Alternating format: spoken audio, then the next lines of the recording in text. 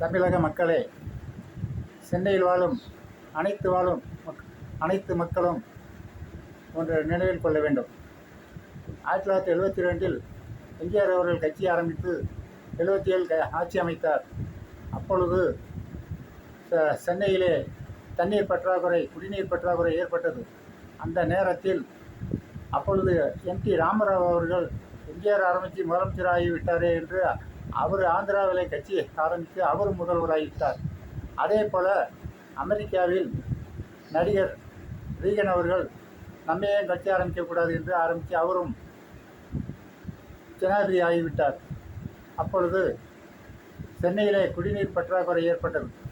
அந்த நேரத்தில் எம்ஜிஆர் அவர்கள் ஆந்திரா முதல்வரை தொடர்பு கொண்டு சென்னையிலே தண்ணீர் பற்றாக்குறை ஏற்பட்டு மக்கள் அவதிப்படுகிறார்கள்.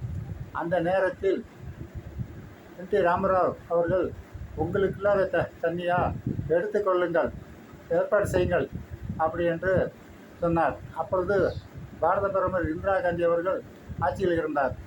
அந்த நேரத்தில் மூவரும் சேர்ந்து சென்னைக்கு கிருஷ்ணா நதிநீர் திட்டம் என்று பெயர் வைத்து ஆந்திராவிலிருந்து சென்னைக்கு தண்ணீர் கொண்டு வந்து கொடுத்தார்கள்.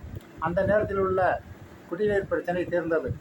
அதே போல் 75-76 கருணாநிதி அவர்கள் ஈரானம் திட்டம் கொண்டு வந்தார். ஆனால் அது நிறைவேற்றப்படவில்லை.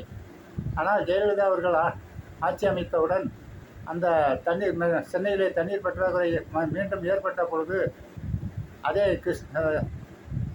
ஈரானம் ஏரி திட்டத்தை ஜெயலலிதா அவர்கள் அந்த திட்டத்தை நிறைவேற்றி அந்த தண்ணீர் அந்த நேரத்தில் உள்ள ஜனத்தொகைக்கு தகுந்தது போல அந்த தண்ணீர் பற்றாக்குறை சென்னை வாசி மக்களுக்கு தீர்த்து வைத்தார்கள். அதே போல் இப்போ கொரோனா காலகட்டத்தில் எடப்பாடியார் அவர்கள் தண்ணீர் பற்றாக்குறை மீண்டும் ஜனத்தொகை அதிகமான காரணத்தால் மீண்டும் வேலூரில் இருந்து ட்ரெயின் மூலம் எடப்பாடியார் அவர்கள் சென்னைக்கு தண்ணீரை கொண்டு வந்து அந்த நேரத்தில் உள்ள தண்ணீர் பிரச்சனையை தீர்த்து வைத்தார்கள். மாற்றம் வேண்டும் என்று சொல்லுகின்றவர்கள் அனைவருக்கும் இது ஒரு சிந்தித்து பார்க்க வேண்டும்.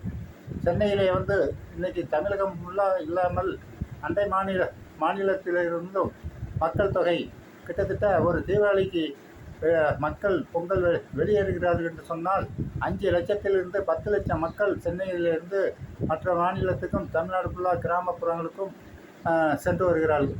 அந்த அளவுக்கு மக்கள் தொகை ஏறிவிட்டது சென்னை மாநகரத்திலே. நீங்கள் பொதுமக்கள் அனைவரும், சென்னைவாசி மக்களும் அனைவரும் இதை சிந்தித்து பார்க்க வேண்டும். நன்றி.